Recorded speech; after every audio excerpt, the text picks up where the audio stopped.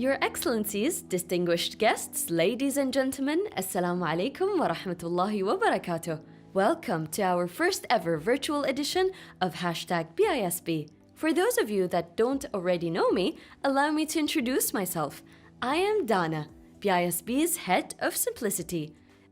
This is an incredibly important event to the bank, to the bank's management, to its partners, and to the faces of BISB, the bank's lifeblood, the very people that bring these ideas to life. It's here that we shed light on the bank's biggest innovations that we have launched and the milestones we have achieved, and we have not stopped innovating, doing the work, and finding technology-based solutions that will simplify people's lives for years to come. Time is of the essence, and we have a lot planned to show you. My grand debut was at the bank's first edition of #BISB in March last year, where we celebrated the bank's 40-year anniversary.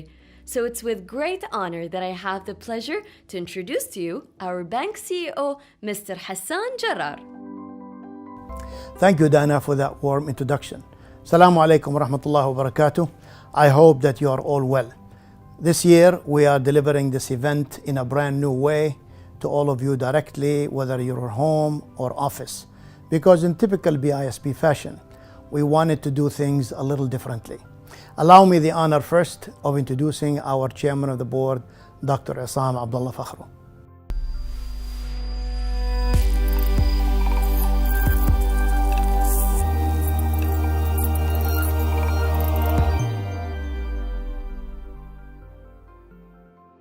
بسم الله الرحمن الرحيم.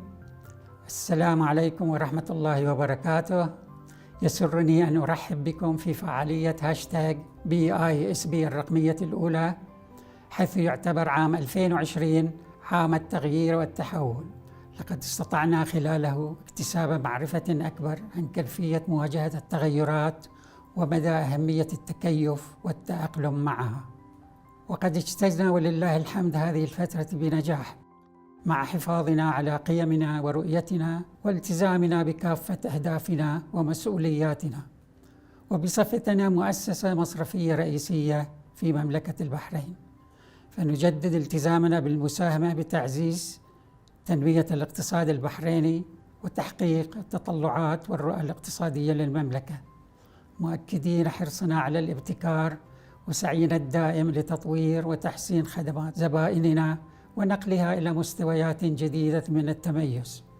هذا إلى جانب منحهم أفضل الحلول التي تلبي احتياجاتهم وتواكب تطلعاتهم. ونجحنا في بنك البحرين الإسلامي عبر منصاتنا الرقمية ومنتجاتنا وخدماتنا المبتكرة من تبسيط المعاملات المصرفية لزبائننا لتكون أكثر سهولة وسرعة.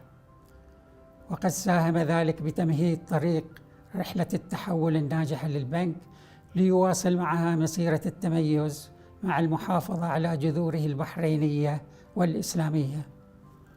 وسنتابع بإذن الله بذل أفضل الجهود لتعزيز مركزنا الريادي في القطاع المصرفي والمالي بالمملكة، كما سنحرص على تطبيق مفهوم الابتكار في كافة أهداف ورؤى البنك، بجانب اعتمادنا لتقنيات متطورة لتعزيز التجربة المصرفية للزبائن والارتقاء بالخدمات المصرفية بالمملكة إلى آفاق جديدة.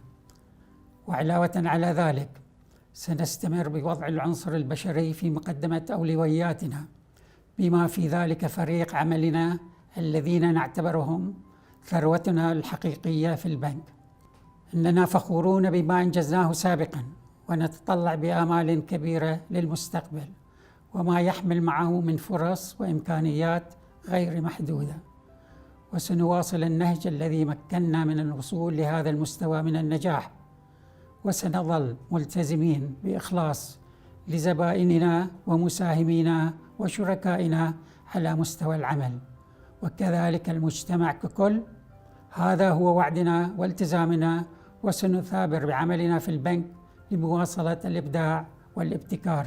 وستتعرفون خلال الدقائق القادمة على أحدث الإنجازات التي تمكنا من تحقيقها هذا العام، والتي من أهمها نجاح عملية التكامل مع بنك البحرين الوطني مع وصولنا إلى مراحل متقدمة فيها، حيث أصبحنا الآن جزءاً من مجموعة بنك البحرين الوطني، الأمر الذي نفتخر به بصفتنا البنك الإسلامي الأول الرائد في مملكة البحرين، وكونهم البنك التقليدي الوطني الرائد في المملكة. وفي الختام، ونيابة عن مجلس إدارة بنك البحرين الإسلامي وإدارته التنفيذية، أود أن أشكركم على مشاركتكم في هذه الفعالية، متمنيا لكم المتعة والفائدة، وأن تنعموا دائما بالصحة والعافية، والسلام عليكم ورحمة الله وبركاته.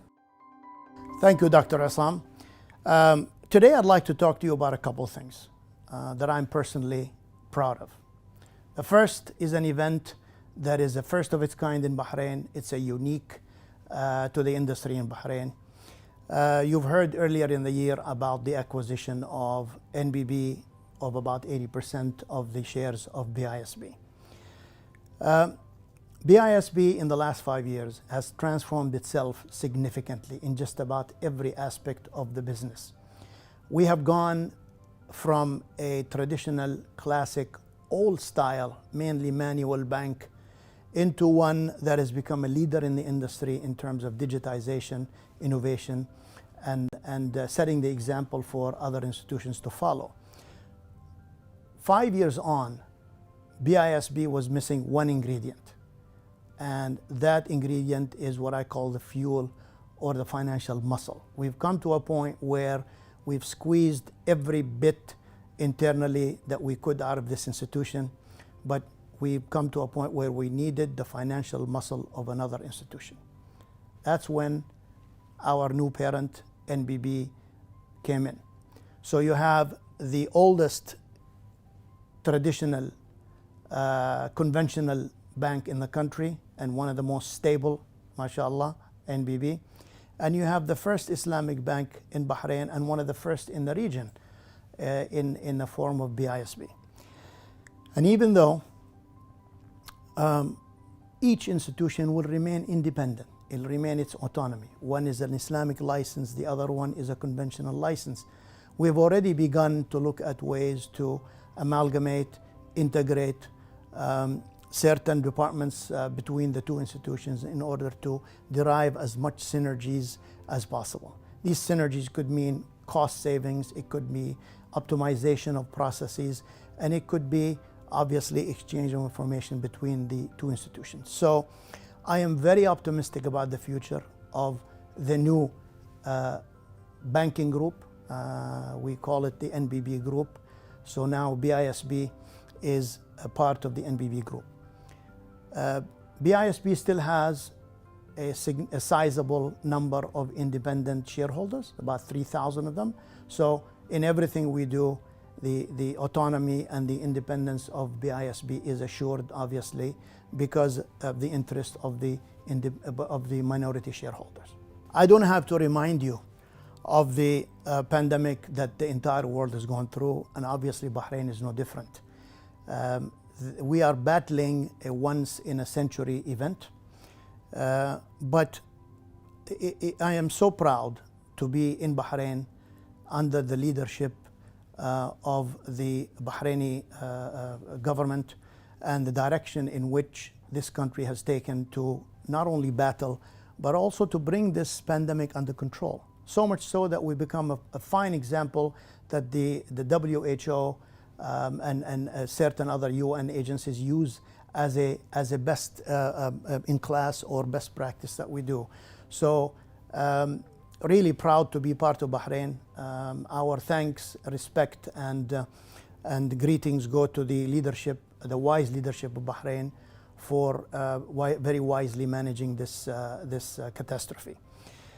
BISB, among, I must say, other banks in Bahrain, have become key players in assisting the government under the leadership in our sector of the central bank, of course, in carrying a big part of the load in trying to help bring Bahrain back on its feet. Many things were instituted by the CBB, but regardless of whether they were simply instructions by the CBB, I think at BISB we've done them because we feel that is the right thing to do. It's the responsible thing to do. It's the Islamic thing to do. It's the charitable thing to do. We have proudly participated in the Fina Khair campaign.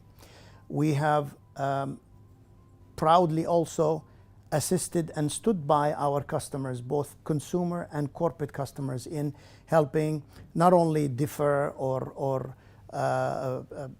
freeze payments during the past 6 months, and in addition to the next 3 months as well, but also in proactively advising corporate clients on how and when they should restructure some of their facilities.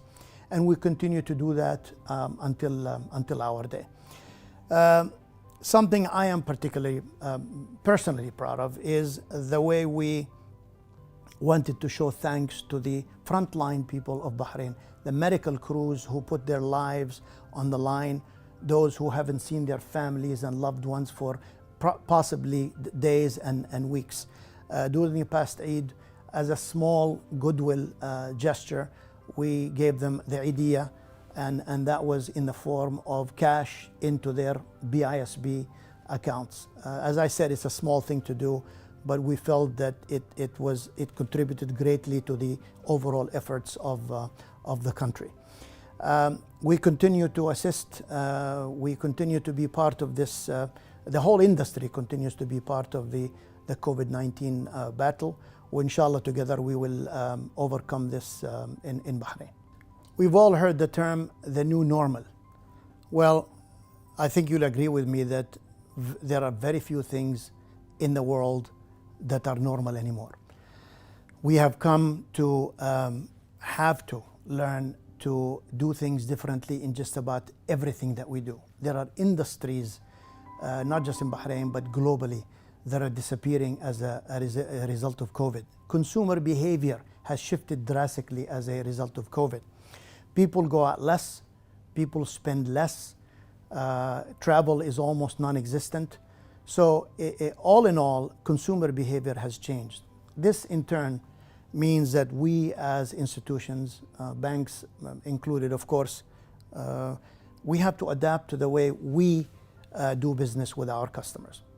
COVID, among other things, has acted as a catalyst or catapulted BISB into accelerating what I felt all along was a very aggressive digitization campaign. We looked at COVID as a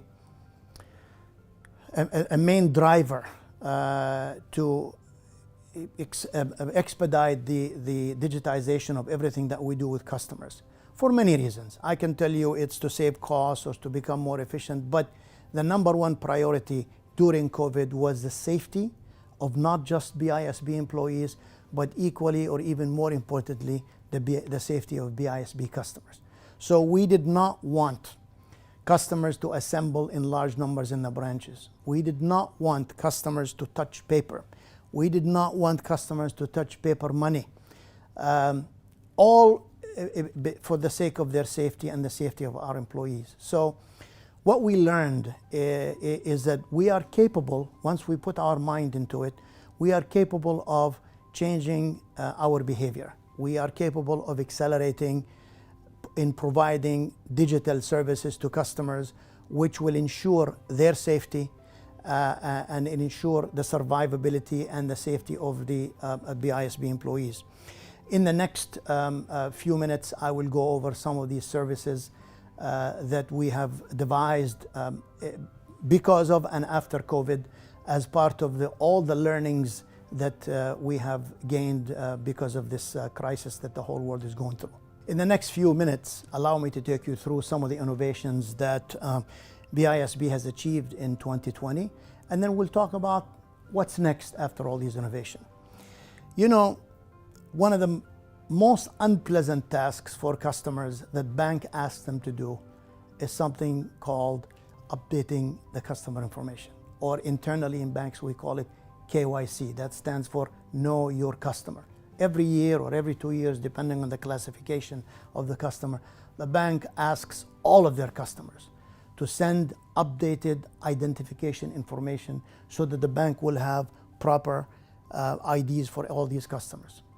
That generates mounds of paperwork on the part of the customer. It requires that the customers take time off work or leave their homes, go to the branch, take a number, wait in line, and provide this mound of paperwork to the staff of the bank.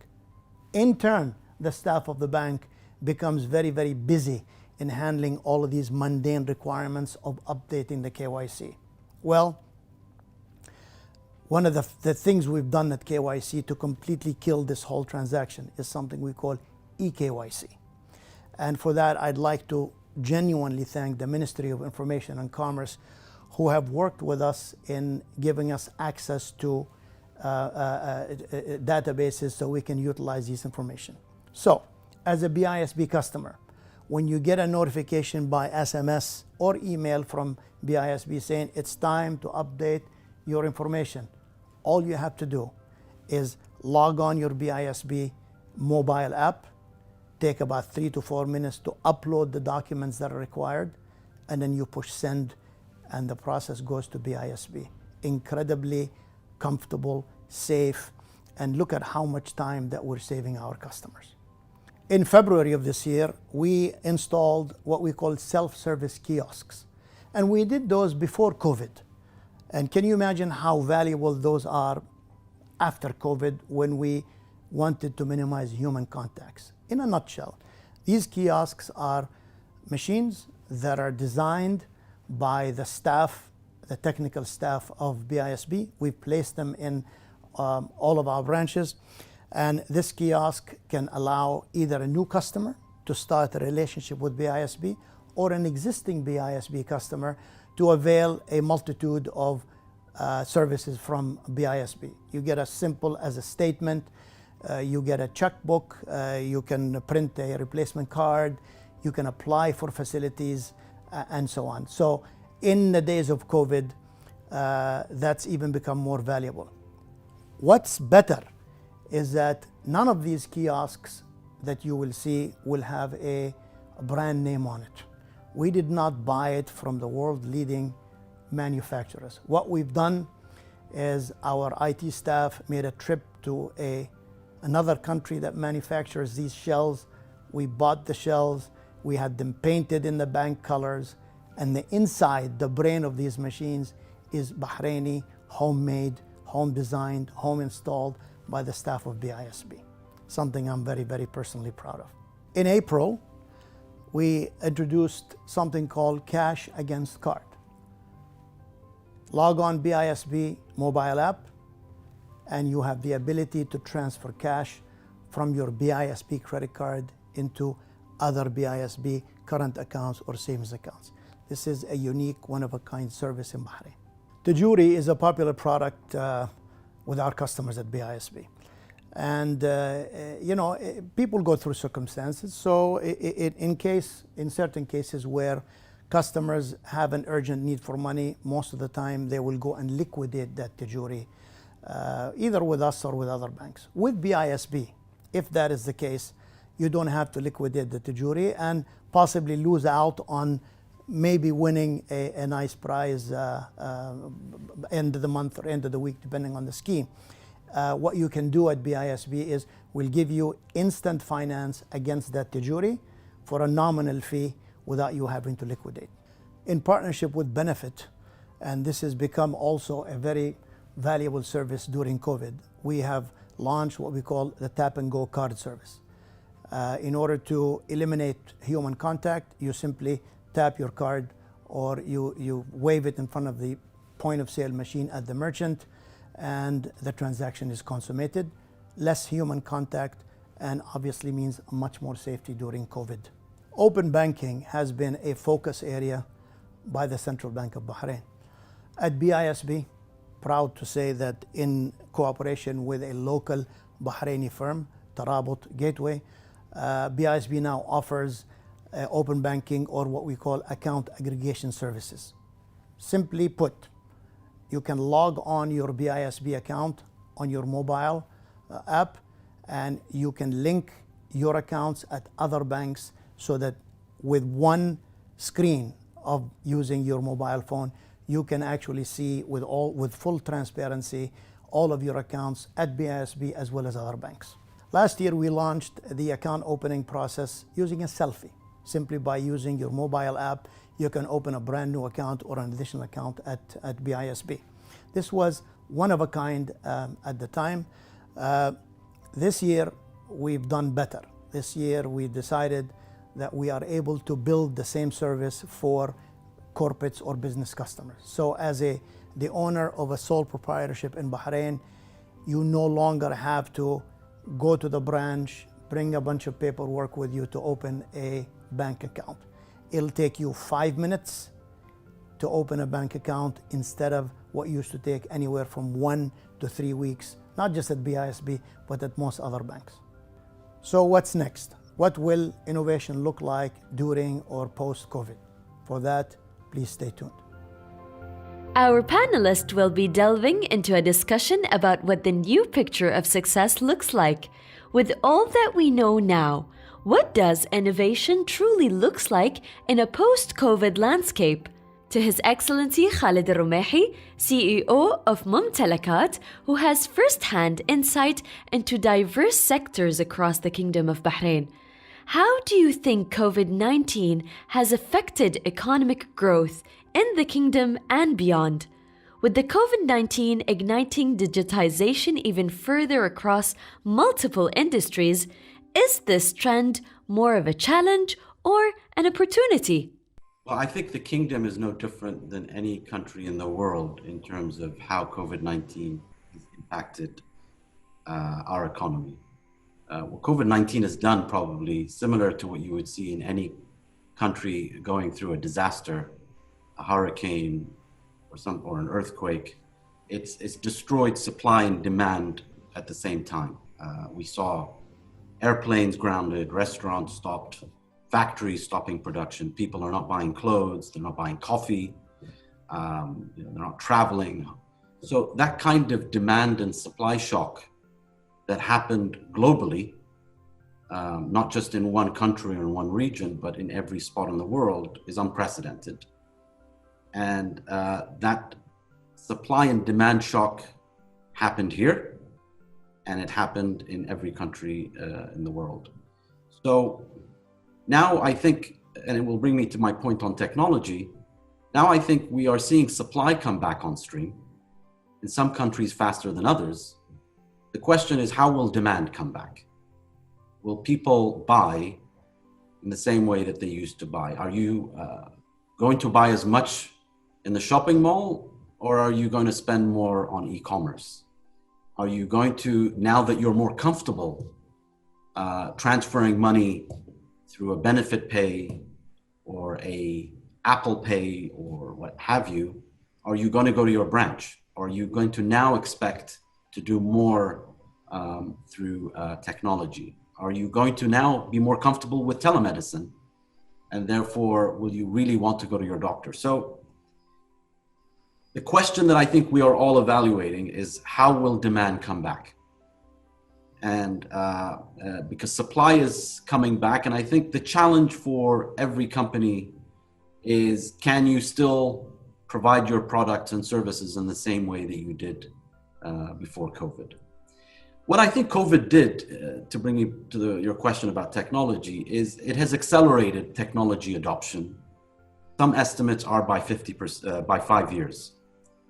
E-commerce globally recorded 22 billion visits by customers in June 2020 compared to 16 billion in January 2020. That's a 40% increase.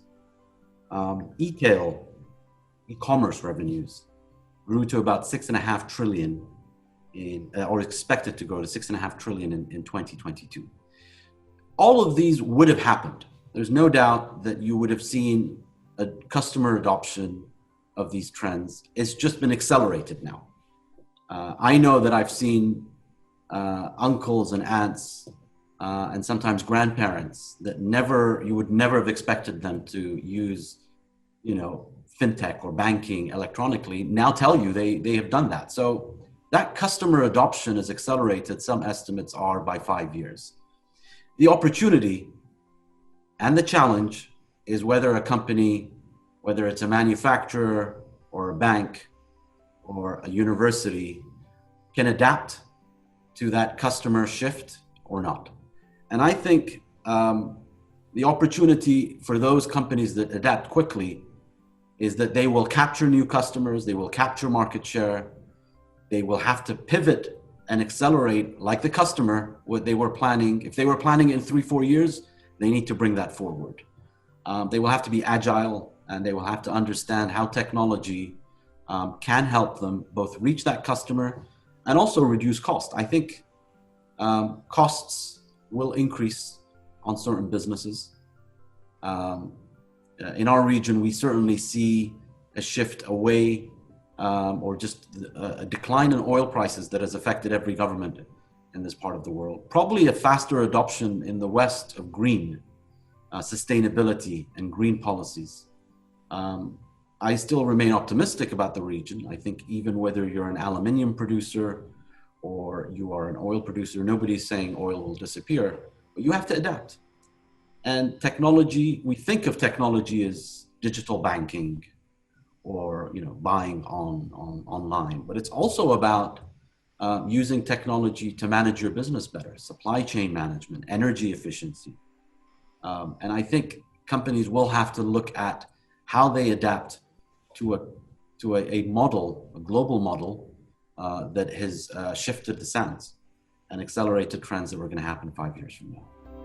And to the Chief Planning and Monitoring Officer of Tamkeen, Dr. Yormo Kotalain, how has Tamkeen adapted its businesses to support local startups and businesses during this time? Well, I suppose the short answer is it's adapted it very significantly, very, very dramatically. And of course, part of that was led by the broader government framework around the stimulus packages, whereby Tamkeen was instructed to focus its efforts and energies on providing business continuity support for companies, for qualifying companies.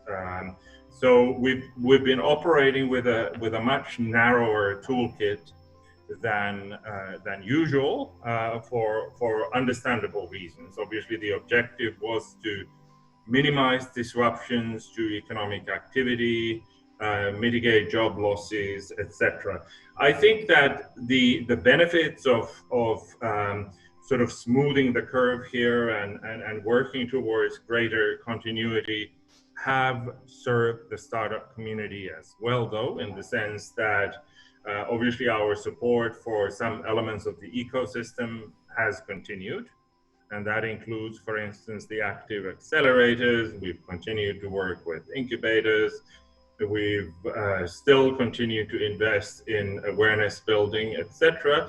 And obviously there were startup businesses that qualified for some of the support that we have provided during this time. At the same time, I think that this internal re-engineering also gave us an opportunity to take a closer look at what we've achieved so far, what has worked, what hasn't worked. So we've done quite a bit of analysis on the companies that have been receiving support, as well as on the broader startup ecosystem, the effectiveness of the different measures that we've been pursuing so far. And I think that this has taken us to a point where we are now in a position to move this narrative to the next stage, if you like, to work towards a more structured, holistic startup agenda, if you like, and be in a position to support startups in a more flexible manner. I think what's interesting about what we've discovered is there are certain needs, certain pain points that come up very, very consistently. And I think that this is where the needs and opportunities lie for Tamkeen, but also for other entities in the country, including BISB and the broader financial sector. And 3 points I would like to highlight in particular. Number one, there is a real need to push up the numbers of startups.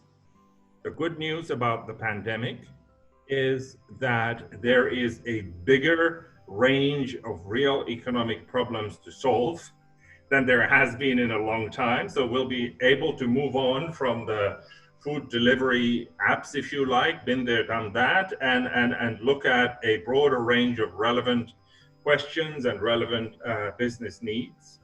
I think secondly, there is an obvious need to boost the quality of the startups that we have. And that's an area where, of course, making the agenda more relevant and addressing these real pain points is part of the answer. It's also very clear, though, when we look at the data, there is a need to make sure that more startups are not just one man or one woman shows. It's important to bring together multiple founders, multiple skill sets, networks, experiences, and experience matters a lot. So I think initially some people had this idea startups are something for young people. Startups are something for everybody, and experience matters, and there is complementarity in diversity. And finally, however much effort we put into creating startups to turn this into an economic success story, the financial services sector has to be aligned. There has to be financing solutions for startups. There have to be clear exits. And once this starts happening in a more systematic, structured manner, then I think we'll have the makings of a virtuous cycle. A final point I would make here, if anything, this challenge that we've lived through, are still living through, I think has validated the strategic posture. This economy, as every economy around the world desperately needs new ideas, new kinds of entrepreneurship, and startups, I think, are very much here to stay. We just need to make sure that we work as quickly as we can to build on and to improve on what has been done so far. To our CEO at BISB, Mr. Hassan Jarrar, what does success looks like for banks with all that we know now? I think a key point here that I've always mentioned is we're looking right now during COVID is for survival.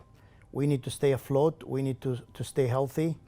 But speaking for my own bank, success to me means if we get to a point where we understand the shift in consumer behavior, like the Apples and the Walmarts and the Amazons of the world do, if we get to a point where not only we can understand individual customer habits, but if we can predict them, that's an amazing success. But that's is something that against the DNA of how banks operate. So we truly need to get away from the classic traditional ways of doing banking and become more technologically oriented companies that happen to offer financial services. So success to me, if I understand my customers, if I simplify their money matters, and if banking with me becomes as simple and as reliable and as inexpensive as using a mobile phone,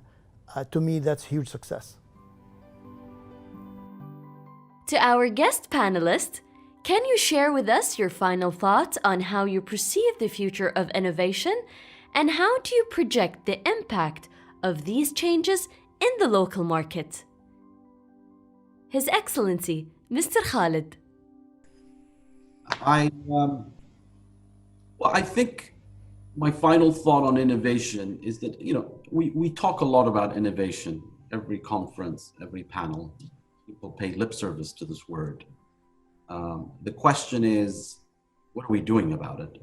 And how does the current environment change the way we work, change the way that we employ, change the way that we motivate employees? I'm certainly in my field, and I think in most fields, and we're a service economy, it is about attracting the right talent.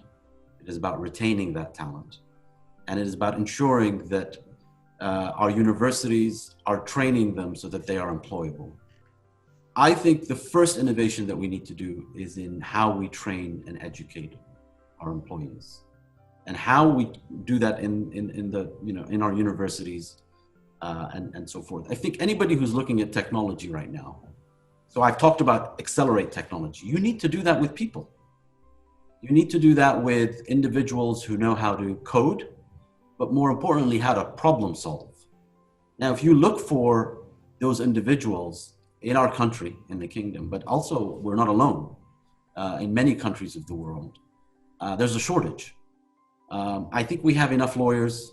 I think we have enough doctors. Not that I'm saying that we don't need more of them, but we need more of these problem solvers, the agility to understand technology, data scientists, people who can take data and synthesize that information and produce conclusions.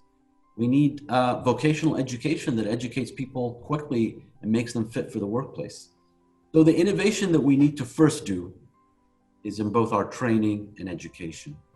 The countries that will win in the next couple of years are going to be those who have the talent in their country, because they will attract capital. The companies in the country will benefit from that dividend. And so I think the first innovation that we need to do is in training and education. Dr. Yormo. Yes, I think COVID-19, we've heard a lot of superlatives in the media about how this is a game-changing event. I think it is an inflection point globally, and it is a particularly significant turning point for the economies of the Gulf region. And while it has come with a lot of challenges, I think it is coming with even more opportunities, because what it has shown to people is that this is no longer business as usual. It has demonstrated to individuals and above all to companies that there are payoffs to adaptability. If you think and behave differently, if you jettison your default assumptions, if you like, you are more likely to succeed. And this is where innovation comes from. I mean, the old adage, that need is the mother of all necessity is the mother of all invention, holds true. I think the alternative of complacency, the alternative of continuity, has been rejected by this turn of events. And I think there are three things that I would highlight in particular as very significant, profound game changers for the region going forward. Number one is this issue that we've been talking about, the rise of technology, the rise of digitization. What this actually means is that we are now living through a period for the first time in decades when businesses in the Gulf are investing more in technology than they are in low-cost labor. And this is a big, big change from the economic perspective, and it is exactly the kind of change that economic strategists have been talking about for years. And it's something that ultimately serves the longer-term needs of these regional economies. It'll create better jobs, it'll boost productivity, and it'll boost living standards.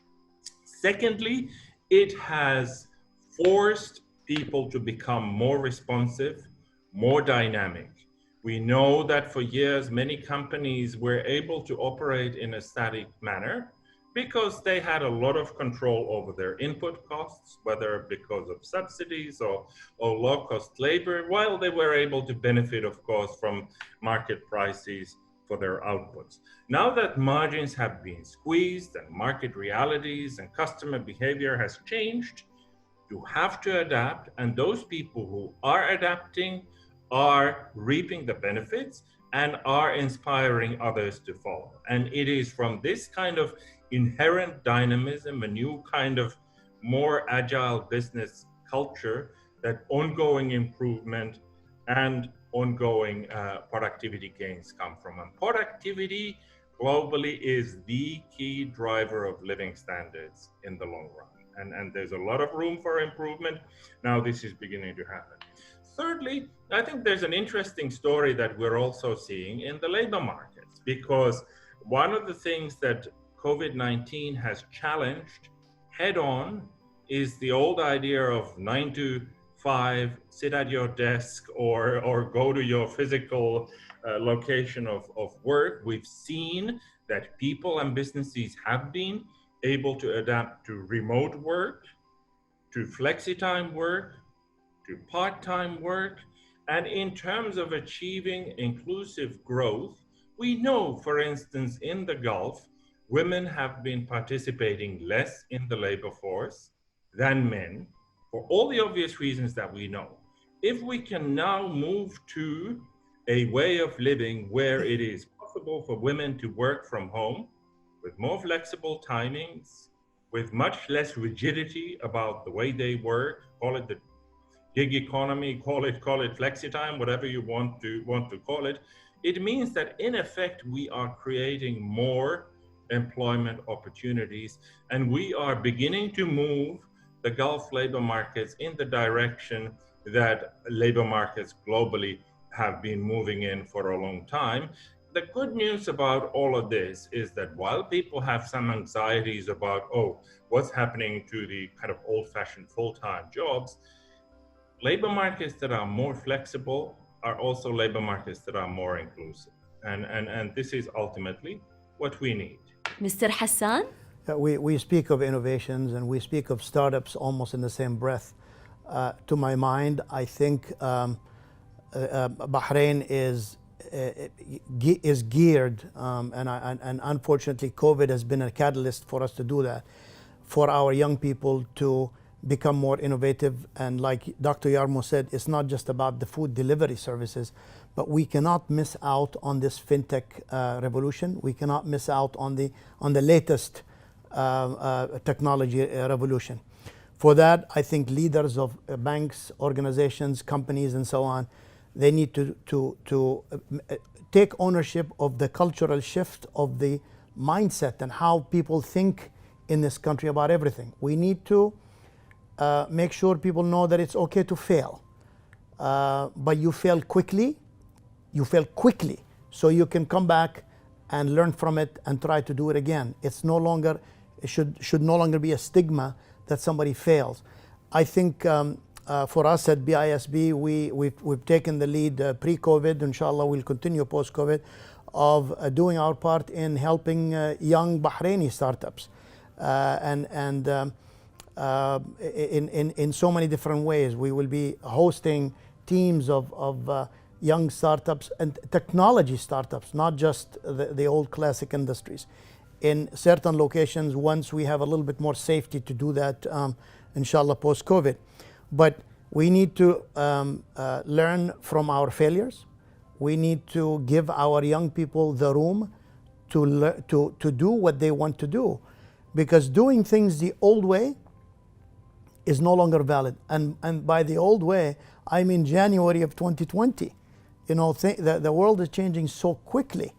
We need to hire differently. We need to motivate younger people differently. We need to manage them differently. We need to reward them differently. And I think I go back to my original point. It's okay. You need to tell them it's okay to fail, but you need to try. And fail fast, get up and try to do it again. But we need the support and the ownership of business and industry leaders in Bahrain to do that. There is no way, there's no reason, I should say, that we cannot be another Singapore of the Middle East. We have all of the ingredients. We have the manpower, we have the education. But even at the education level, we have to shift what type of education, as Khalid so rightfully put it. We need more coders, we need more programmers, we need more data scientists, we need more statisticians, we need more analysts. So if COVID has done anything, it's become a catalyst for us to really change the way we do things, starting with the paradigm shift, the cultural shift, and letting our young people fly. The world is open. They can learn anything they want to learn nowadays without leaving Bahrain. And that would be my message for this. Thank you to all the panelists for their time. It gives me immense pleasure to introduce our Head of Corporate Communications at BISB, Mr. Ali Hassan Daij, who'll be taking you through the first BISB showcase, shedding light on the key partnerships and milestones that took place in 2020.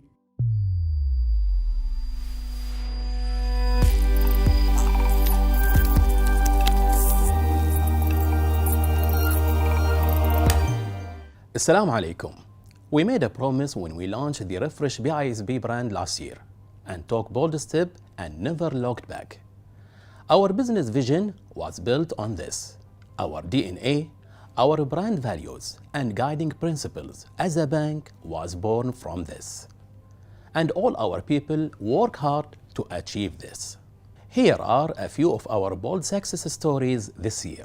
We launched our YouTube channel and kicked off our Sawalif BISB series, where we aired exciting debates featuring our bank's senior executive and leading industry professionals from different industries and sectors in the kingdom. Sawalif BISB has been a huge success and has tackled every topic under the sun, starting from discussing the importance of digital platforms during COVID, which featured our very own head of retail banking, Dalal Al Ghais, or having an open conversation about the future of open banking with our head of IT, Osama Nasser, or spreading awareness on the difference between traditional and conventional banking, led by Sheikh Dr. Abdul Latif Al Mahmoud, chairman of our Sharia Supervisory Board. Allow me to introduce Khalil Al Qahri, a Bahraini entrepreneur and YouTuber, the moderator of Sawalif BISB, who has a short message.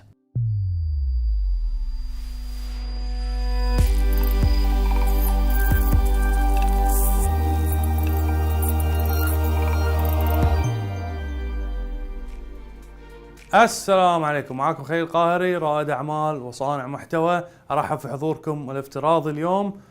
أبي أتكلم عن التعاون اللي صار مع بنك البحرين الإسلامي في برنامج سوالف الإسلامي. برنامج سوالف الإسلامي يمكن الفريد من نوعه، لأن أول برنامج قدمه بنك أو شركة أو جهة معينة برنامج يكون سوالف. عادة نشوفهم احنا في التلفزيون مقابلات وهاي، لكن هالمرة تميز في بنك البحرين الإسلامي، وهاي اللي يخلي رؤيتهم الانوفيشن الابتكار انهم دائما صحيح انه يفكرون في الابتكار، لان الابتكار مو بس تكنولوجيا، مو بس اشياء تسويها ابلكيشن، الابتكار تسويها في كل الخدمات والاشياء اللي قاعد تسويها حتى في الماركتينج والبي ار. وكان هذا التعاون اللي انتج سوالف الاسلامي. تميزنا في سوالف الاسلامي انه كان اول برنامج بعد يعرض لايف انستغرام بكاميرات دي اس ال ار، وكان مختلف لاول مره في البحرين نقدم برنامج بهالنوع. هذا إذا دل على أن التعاون وثقة بنك البحرين الإسلامي في الشباب أنه يقدمون أشياء كذي هو اللي أنتج شيء يعتبر جديد اليوم. اللي يميز بعد سوالف الإسلامي أنه ممكن نقول عنه برنامج راح يتم على طول. يعني أنت اليوم قاعد تسوي محتوى على الإنترنت مو عشان ينشاف مرة وخلاص، في حلقات وايد ممكن تنشاف عقب 3-4 سنين وللحين راح يكون لها صدى وراح يكون لها فهم، لأن المعلومات اللي فيها مستمرة. فأنت اليوم قاعد تسوي إرث على الإنترنت، وهذا اللي المفروض تكون فيه صناعة المحتوى. صناعة المحتوى المفروض تكون بهذا الشيء.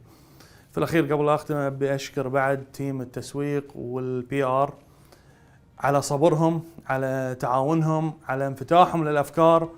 سر من الأسرار يمكن ما الناس مو وايد ناس تعرفونها، إني أنا يمكن في معظم الحلقات ما التزمت في الأسئلة مثل ما هي، وكانوا مرحبين، يعطون مجال ان الواحد يطلع اللي عنده، وهذا اللي يساعد ان الواحد ينتج شيء يفتخر فيه. اليوم انا افتخر في شراكتي مع بنك البحرين الاسلامي، شاكر لهم هذا المنتج اللي طلع بسبب ايمانهم بالشباب، ايمانهم بالافكار الجديده، ايمانهم بالانوفيشن. شكرا بنك البحرين الاسلامي، شكرا لحضوركم مره ثانيه.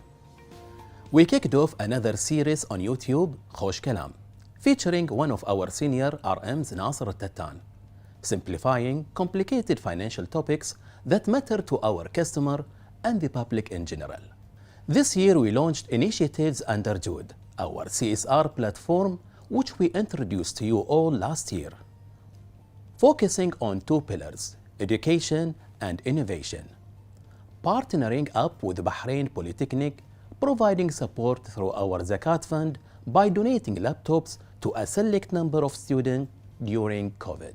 We provided our seasoned advice on how to update their curriculum to ensure their students are future ready, and participated as a guest lecturers to host a number of webinars. We also rolled out training programs within the bank so students could gain real-life experience before even entering the world of banking. As for LinkedIn, it's another key success story. We have completely transformed the face of what traditional companies are doing and have found new ways to engage with our audience, creating our own community of followers. Our campaigns reached more than 195,000 members and delivered more than 2,400,000 impressions. And we are in the top 5 percentile in terms of platform engagement and activity this year. But it's more than just numbers, because we celebrated the success stories of our employees. We shared our bank's achievements. We revealed the hashtag faces of BISB, sharing the stories and lives of the people working at our bank. I'm sure you know our brand ambassador of innovation, Omar Farouk, who tried every experience there is to try in this world. As a Bahraini social media influencer who came up with a simple idea to change the world, we chose Omar because of his unbridled passion to make an impact and change how people see things, which is what we are all about at BISB. We wanted to be innovative in how we went about communicating our digital achievements and speak to our audiences on the very digital platforms they are on. So, whether it was about how customers could top up their Atujuri accounts online, or announcing how we launched our latest open banking service in April, or how our customers could transfer up to 5K from their credit cards to their saving accounts instantly, or applying for a credit card online. Omar announced it in his signature creative style. Before I go on to our next milestone achievement, allow me to introduce Omar Farouk himself. سلام اخواني واصدقائي من بنك البحرين الاسلامي. بما ان موضوعنا ابتكار، خلينا نجرب حركات جديده شوي. من وين ابتدي؟ صار لنا تقريبا سنتين تقريبا مع بعض. قصتي انا مع بنك البحرين الاسلامي. ما نبي نتكلم عن ارقام، فيوز، انتشار، الحمد لله.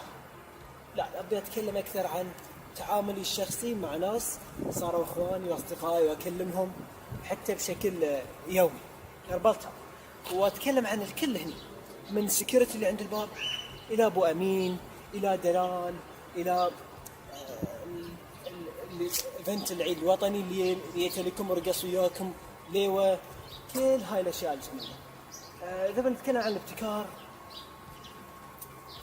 شهادتي مجروحه في الابتكار الصراحه، ويمكن انا واحد يطمح لهذا الشيء.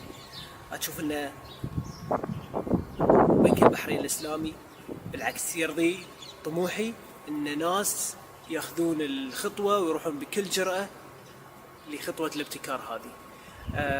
ممكن تصيدنا مشاكل او لازم تصيدنا مشاكل، لان بقول لك ليش. بس بجرب حركه.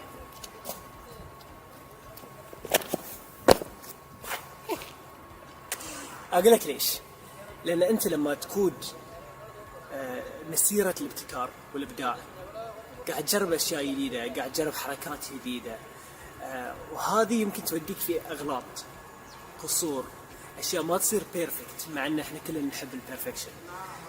وهذه اللي يمكن تحس ان ممكن الناس ينتقدونه، ممكن ما يصير بالضبط اللي تبيه، بس انت قاعد تصنع عالم البنوك الثانيه انه يمشون عليه لهالدرجه. بسم الله. هلا، عليكم السلام. عشان ما يدعموني، عشان ما اطول عليكم، انا وايد فخور اني اكون جزء من عائلتكم، وما ودي ان القادم يكون اجمل. الاجمل هذه وايد بسيطه، ابي القادم يكون وايد اجمل، وايد اقوى، وايد مبتكر. سلام. We partnered up with Benefit Pay to launch Tap & Go. To announce this, Omar partnered up with another local Bahraini SMI, Filprachi, to publicize this groundbreaking achievement. This Instagram post alone received 19,373 views and counting. Because the fact is, collaborations like these are the only way forward if we are going to truly come up with innovative solutions for the problems of today's world. One of our biggest milestones this year has been partnering up with CBB alongside the leading players in Bahrain, including ADB, Bank ABC, Benefit, Ila Bank, and MBB, to launch FinHub 973, the CBB Digital Lab, the Kingdom's latest open API innovation platform. FinHub 973 will be fully supervised by the CBB, will enable the testing and development of fintech solutions in order to deliver superior customer-centric digital capabilities. It's initiatives such as these that promote innovation on a local level, further enabling the Kingdom of Bahrain's fintech sector to thrive and cementing its position as a fintech hub in the region. And we couldn't be prouder to be part of this new journey. This brings us to our next panel discussion, moderated by our very own Dana, which will focus on the topic of our theme for today's event, celebrating the spirit of innovation and collaboration.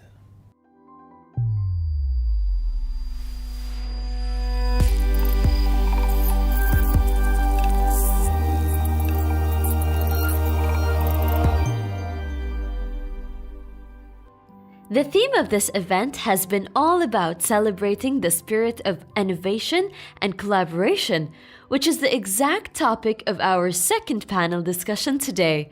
Because in order to truly innovate and come up with new ideas and pave the way for a new way of thinking, it requires multiple industry leaders all working together towards a common objective.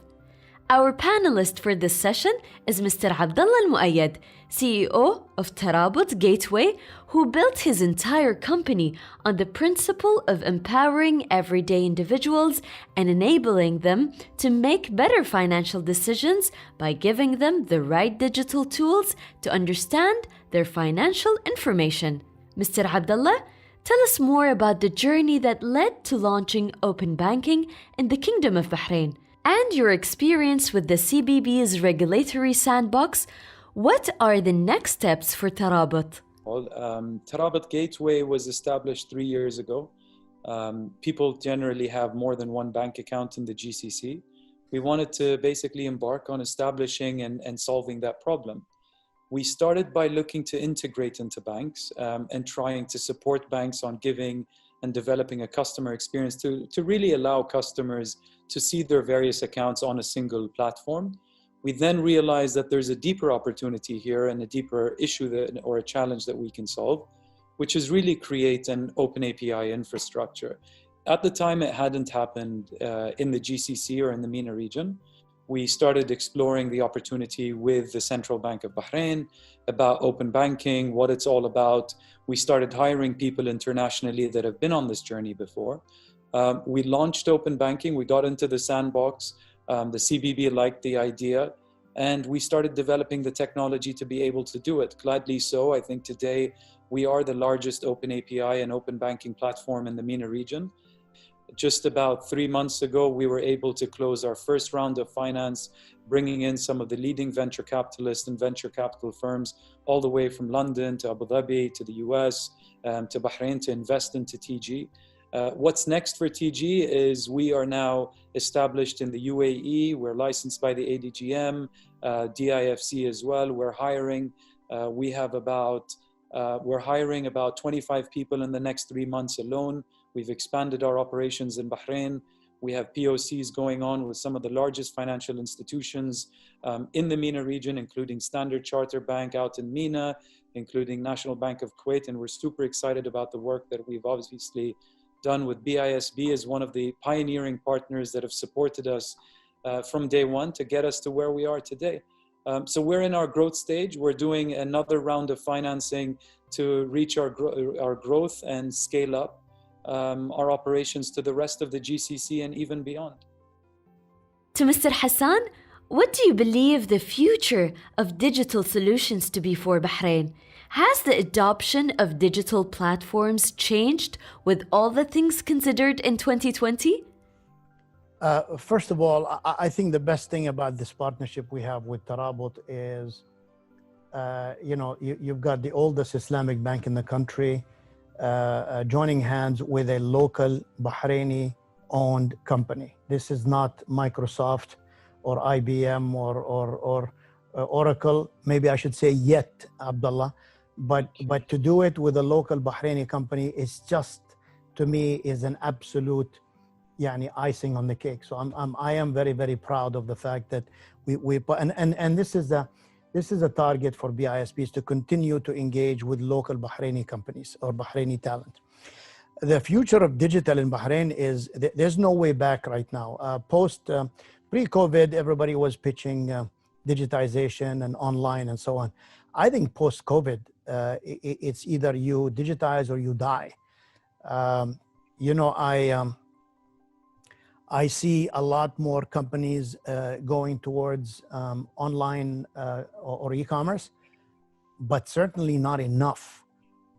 There are many companies, big names in Bahrain, that still do not have a proper e-commerce platform.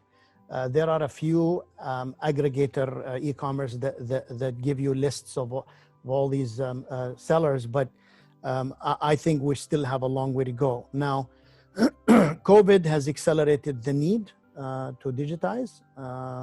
So while I think there is still not enough in Bahrain, there certainly has been tremendous progress in terms of people, not just end users, but also vendors offering digital services.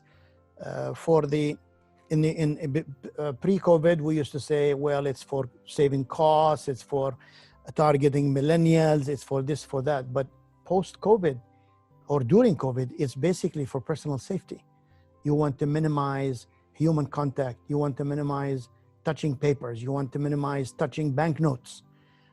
You want to minimize people being in one location indoor for more than 15 minutes. So the future of digitization in Bahrain is, I think, well on its way. I think it's been catapulted by the unfortunate event of COVID. But as we say in Arabic, رُبَّ ضارة نافعة. There's a silver lining in every cloud. Mr. Abdullah Al-Muayyad, can you share with us your final thought? I think the future of banking will be different depending on the person that is leading that bank. I think that innovation presents an opportunity and a threat at the same time. Dealing with people like Hassan, who see the foresight, who understand and appreciate the opportunity that it presents, gives a further opportunity to embrace that and capitalize on it. I think for as long as we acknowledge the opportunities that are presented by technology, and the times have changed, if we wait for technology to disrupt the industry, I fear that in some cases it might be too late for certain incumbents to come and capture the opportunity.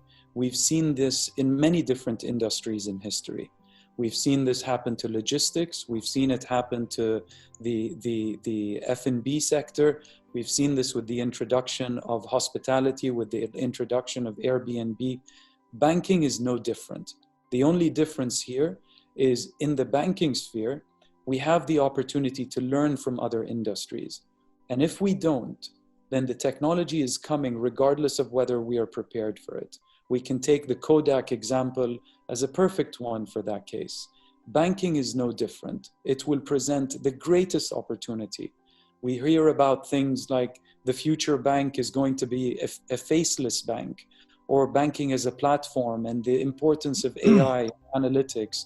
These are all things that not many typical bankers understand or appreciate.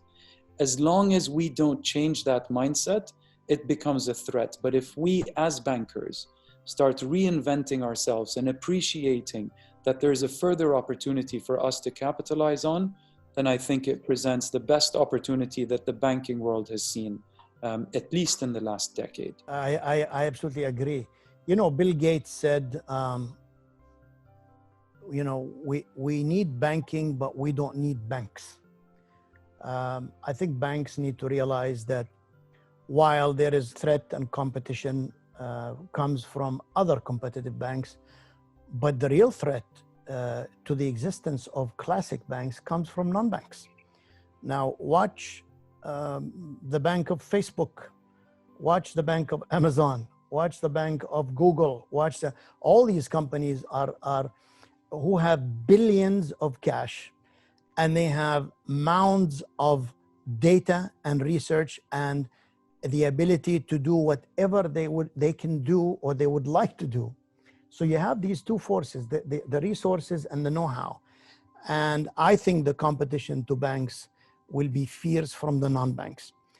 And let me be more specific. I think the future for banks is in payments. The future in banks is either payments or movement of funds. It's in open banking, in transparency. It's in having enough ability in the platforms of these banks to link their clients with other platforms. You know, you log on the BISB app. While you're on the app, do you want to order food? You should be able to go to a link within that app and do it.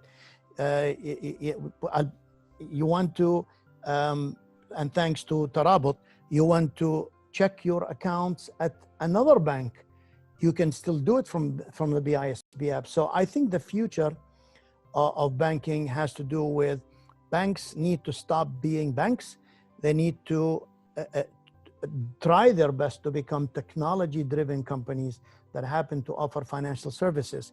There are platforms worldwide right now of companies starting in the US, of companies offering mortgage loans, personal loans, car loans. You no longer need to go to the bank to get a mortgage. You don't need to go to the bank to get a personal loan.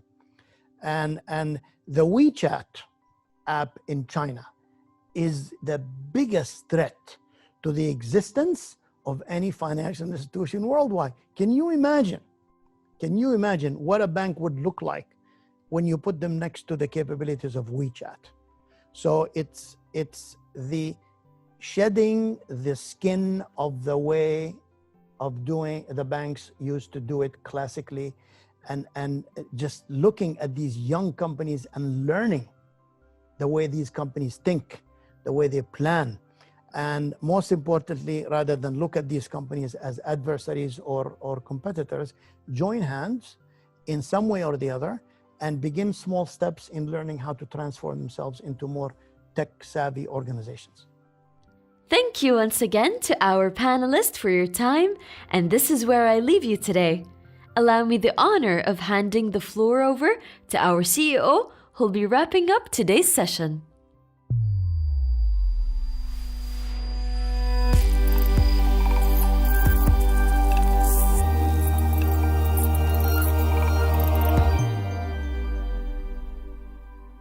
What a day. I hope we've managed to keep you with us, considering what I call the screen fatigue. Last year, we announced that an ambitious project for BISB. We called it a cashless ecosystem. And the whole idea behind it was that we wanted to offer school children the ability to utilize technology as a mode of payments. So instead of the parents giving the children the daily allowance or the weekly allowance in cash, what we have now in partnership with MasterCard, we will give the child a card or a wearable device that they can wear and use it for a method of payment at the school at just about every outlet in that particular school. They can buy books, they can buy food, they can buy entertainment, whatever the school happens to offer that day. What's even better is that it gives the parents a view of where the money is being spent, and it gives the parents the ability through their BISB app to fund or increase or monitor the activities of spending of each child. COVID slowed us down. For obvious reasons, you understand the schools shut down, and so we've slowed down that project a little bit, but I'm happy to announce that it's back on, and inshallah, I've been promised by the team that it will be launched no later than the first quarter of 2021. This is a fantastic project because it's the beginning of many things that can come as a result of us doing that. While we're on the subject of wearables, to us, getting the younger generations in Bahrain used to technology is a critical thing. We need children to be savvy in terms of technology. We need children to learn coding. We need this society to become connected, because I think the government and as well as all businesses will work on becoming one ecosystem of connectivity. And I think COVID is a huge catalyst in that. To that effect, and in line with BISB strategy to assist Bahraini startups and Bahraini young children, we have launched several initiatives, one of which is the platform for selected young Bahraini entrepreneurs to come in. We will house them in one of our branches, an entire floor for them, and we will give them assignments and projects to solve, unique problems to solve, and we will fund them with some small grants to help them start. The winner will be selected after 6 months, and they will be also given a job to do within BISB, something that we are very proud of. Again, it's been slowed down by COVID, but inshallah we will commence it in Q1 of 2021 if we can. Let's stay with school children.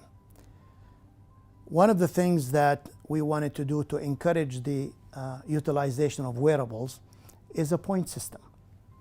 So every time a child uses the wearable to buy something from the school, they get points.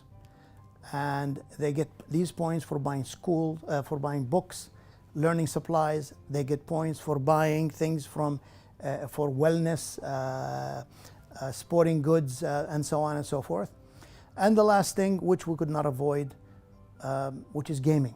Gaming has become an integral part of the DNA of these young people. So part of the wearable program and the point program is that we will engage in offering gaming cards to students as well, where they get points in utilizing certain educational games and so on. So part of an entire gamut of small things that we can do to be part of the encouraging the younger Bahraini society to become connected and become much more tech savvy. We don't want to keep you much longer. At the end, I want to sincerely thank you for taking the time to join us. We'd love to hear your feedback. I would like to also thank my chairman, Dr. Assam Fakhro, and the esteemed members of the board who joined us today. I'd like to thank the central bank for their guidance, for being more consultative than regulators. And I would like to thank our esteemed panelists, His Excellency Khalid Al-Rumehi, Dr. Yarmo, and Akhuna, my younger brother, Abdullah Al-Muayyad, for their valuable contributions as they joined us from different, I think, parts of the region. And with that, I thank you again, and inshallah we'll see you for the same event next year. But wait, before I let you go, one more thing. The government of Bahrain has placed a huge emphasis the last few years on SMEs. We wanted to contribute and become part of the initiative of the government of Bahrain, while at the same time we wanted to solve a problem that banks are facing right now, which is what to do with the classic brick and mortar branches. So you're digitizing on one hand, and on the other hand you're saying, do I still have brick and mortar branches where people transact face to face? So at BISB, we'd solved two problems. One is we decided to launch a hybrid branch, which is a way for us to help people transition from the very pure classic branches into much more of a digital branches. And that's number one. Number two, we would capitalize on the new lifestyle of our target customers, the millennials and Gen Z and so on. And number three, equally important, is to show our support for Bahraini-owned SMEs. So I launched a challenge. I said I would like to open the first branch of its kind in Bahrain. We call it a cafe-style branch. And for that, we joined hands with the Chamber of Commerce. And for that, I'd like to thank Abu Bashar, the Sayyid Samir Nas, the chairman, for his undying support of helping us launch this. And the scheme was as follows. We said we want Bahraini-owned coffee shops of a certain size. And we did that so that the big guys do not come in and dominate this whole thing. So we said of a certain size, to give us proposals on how they would open a coffee shop inside a bank branch, what it would look like, how they would run it, and give us a business plan. If I'm not mistaken, I think we've received close to 6,000 applications. And we've had a team within the bank and the chamber looking at coming up with a short list. We came up with a short list of the target companies. And to further sweeten this pot, I made the statement that the first 2 years of a new startup are the most difficult because expenses are high, especially fixed expenses. One of them is rent. So I said the person who wins and comes to open that branch at the BISB branch, I will charge them 1 dinar a month in rent. For the first 2 years, 1 dinar a month in rent. So you have this young startup coming or young business owner coming, and he or she does not have to worry about a huge fixed overhead cost called rent. The finalist has been chosen. It's a local coffee shop, and the work is being finalized right now. Inshallah, once it is completed, I think they're doing the last finishing touch, we will announce it, and we'll all celebrate by launching this new branch concept. So you'll walk into our Rifa branch, that's what it's going to be, and you'll smell the coffee, and you'll see a modern style coffee shop with all the amenities in it, and across from it will be all the digital banking media, and the face-to-face transactions will be in the mezzanine, away from view on the first floor. It's a unique concept, and we hope that for us it's a learning experiment on which we can build. And as I said, inshallah, once the opening is announced, we will send you all an invitation. We'll hope that you are there, safe distance, of course. And on that, this time, really thank you for joining us. And inshallah, I hope to see you all next year. And please stay safe.